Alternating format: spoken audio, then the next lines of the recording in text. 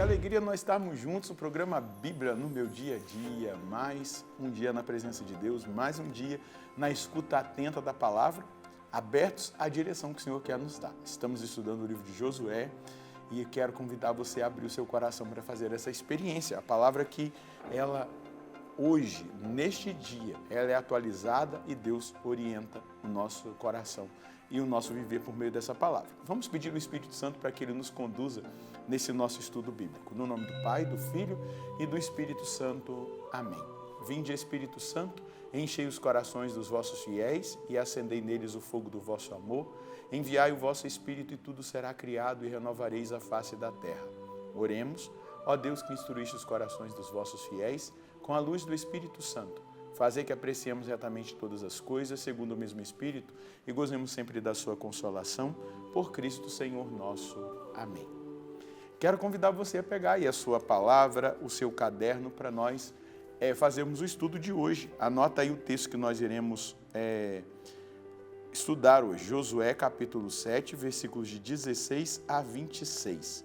Josué, capítulo 7, versículos de 16 a 26. Vamos ler juntos o texto bíblico e depois meditá-lo. Josué levantou-se de madrugada e fez Israel aproximar-se por tribos. A sorte caiu sobre a tribo de Judá. Quando ele fez aproximarem-se os clãs de Judá, a sorte caiu sobre o clã de Zaré. Quando fez aproximar-se o clã de Zaré, família por família, a sorte caiu sobre Zabade. Quando fez aproximar-se esta família, homem por homem, a sorte caiu sobre Acã, filho de Carmi, filho de Zabde, filho de Zaré, da tribo de Judá. Josué disse então a Acã: meu filho, dá glória ao Senhor, Deus de Israel. Apresenta-lhe a confissão, conta-me o que fizeste, nada me escondas. Acã respondeu a Josué: é verdade, eu pequei contra o Senhor, Deus de Israel. Eis o que eu fiz. Vi entre os despojos uma capa babilônica muito bonita, 200 moedas de prata e uma barra de ouro pesando meio quilo. Aí minha cobiça me levou a roubá-los. Estão escondidos na terra, dentro de minha tenda, com a prata por baixo. Josué mandou então alguns homens que foram correndo à tenda. De fato, tudo estava escondido na tenda com a prata por baixo. Tomaram então os objetos escondidos na tenda e os trouxeram a Josué e à Assembleia dos Israelitas, depositando-os em seguida diante do Senhor. Josué tomou Acã, filho de Zaré, com a prata, a capa e a barra de ouro, bem como seus filhos e filhas, bois, jumentos e ovelhas, sua tenda e tudo o que lhe pertencia. Acompanhado de todo o Israel, levou-os ao vale de Jacó. Josué lhe disse: como nos causaste desgraça, o Senhor hoje mesmo te trará desgraça. E todo Israel o apedrejou, depois do que atearam fogo a seus pertences. Ergueram sobre ele um montão de pedras que permaneceu até hoje. O Senhor então afastou a ira ardente. Por isso, aquele lugar se chama Vale de Acor até hoje. Esse texto nos dá uma base da realidade do pecado. Nós devemos ser muito firmes e determinados diante da lei do Senhor, da ordem do Senhor. Esse irmão, esse homem chamado Acã, ele errou.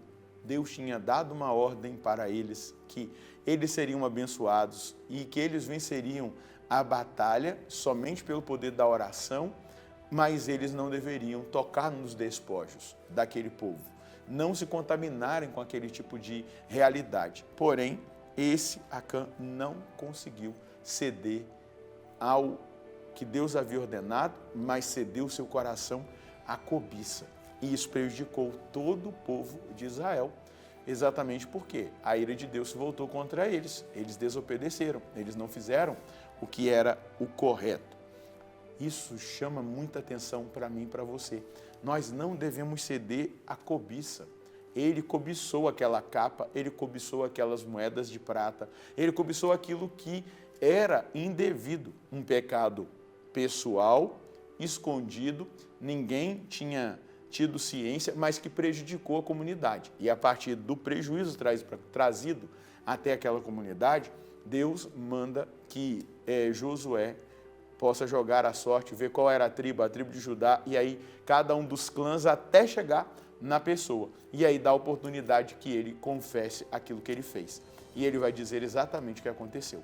Um dia, se nós não estivermos atentos à confissão dos nossos pecados, e aqui é muito importante isso, é doutrinal, nossos pecados serão ditos diante de toda a humanidade no dia do juízo final. Nós não podemos esconder pecados, nós não podemos viver debaixo de pecados não confessados, nós precisamos buscar a confissão. E na confissão trazer tudo o que Deus quer perdoar. Deus é perdoador. Ah, mas Deus não perdoou aqui esse homem, ele acabou sendo apedrejado.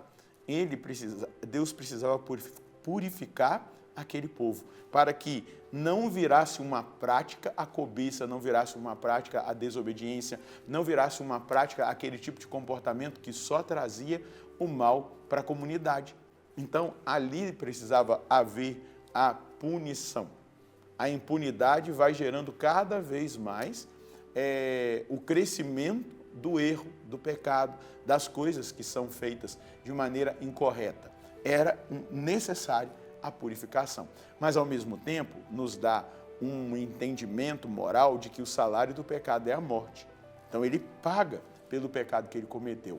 E aí nós estamos agora olhando para o Novo Testamento, Romanos capítulo 6, versículo 23. O salário do pecado é a morte. Nós não podemos ceder espaço para a morte na nossa vida. A morte espiritual. O pecado, ele mata a experiência espiritual da alma. Ele mata a alma num sentido daquilo que para a qual a alma foi criada. Ela foi criada para a comunhão com Deus, para que nós tenhamos comunhão com Deus. E o pecado rompe a comunhão, o pecado rompe a caridade, o amor. Portanto, eu e você devemos muito seriamente levar a nossa vida na direção do querer e da vontade de Deus.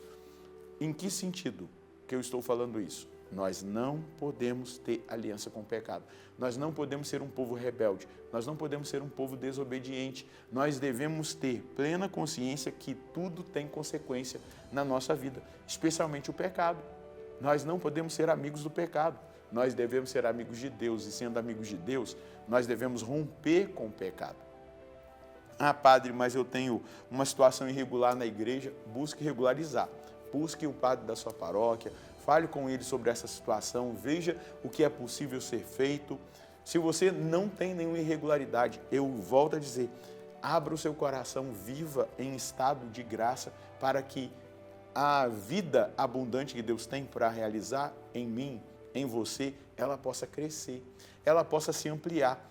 E a partir desse crescimento e dessa ampliação, nós devemos viver de uma forma muito concreta e real, essa que é a vontade de Deus a nosso respeito. A vontade de Deus a nosso respeito é a nossa santificação. Nós precisamos entender que estamos em batalha. E a batalha vai sempre acontecer dentro daquilo que está na realidade do mundo espiritual. A cobiça, esse desejo que muitas vezes vem no nosso coração, nós devemos pedir a graça para Deus para nós resistirmos à cobiça, resistirmos a esse apego às coisas materiais, às coisas mundanas, para que verdadeiramente Deus vença em nós e nós também sejamos vencedores com Deus. Por quê? A batalha é real, o combate é intenso e nós devemos estar preparados espiritualmente para assim vencer qualquer que seja o combate que se apresenta diante de nós. Então, meu irmão, minha irmã, hoje esse texto quer nos provocar.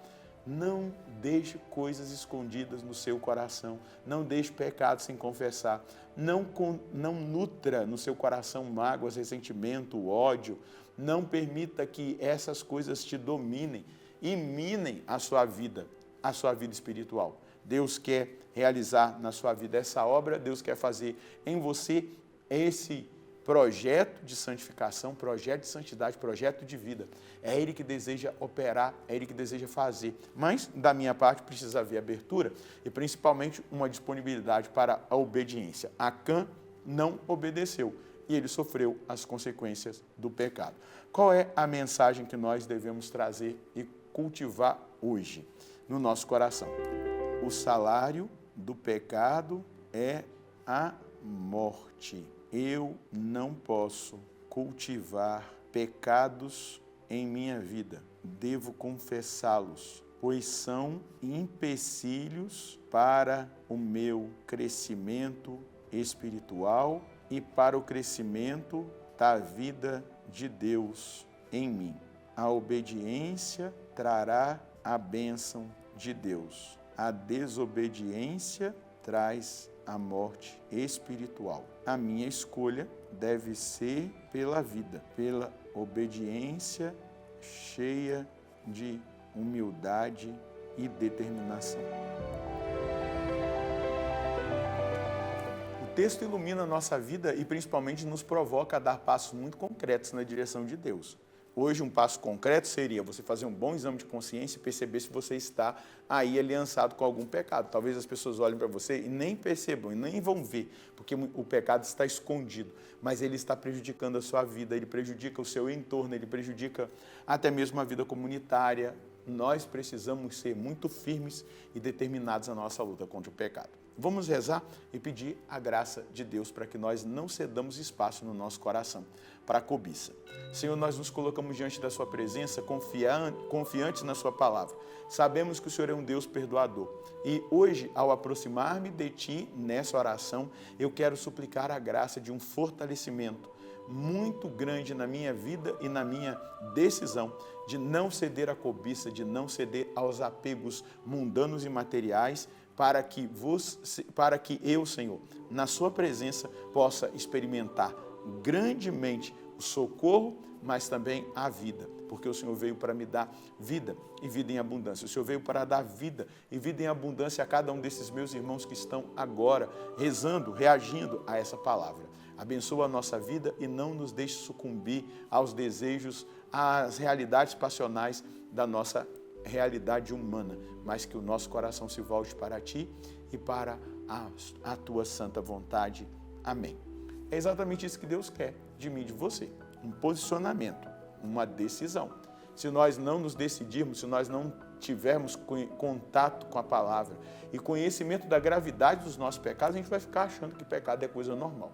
E não é. Nós precisamos romper com o sistema do pecado, romper com o sistema do mundo, abraçar o projeto de salvação de Deus para a nossa vida, que passa por essa via da santificação, e renunciar a tudo aquilo que é mundanismo e carnalidade. Que Deus abençoe você, Deus abençoe a sua família. Nós nos encontraremos no próximo programa, se Deus quiser, no nome do Pai, do Filho e do Espírito Santo.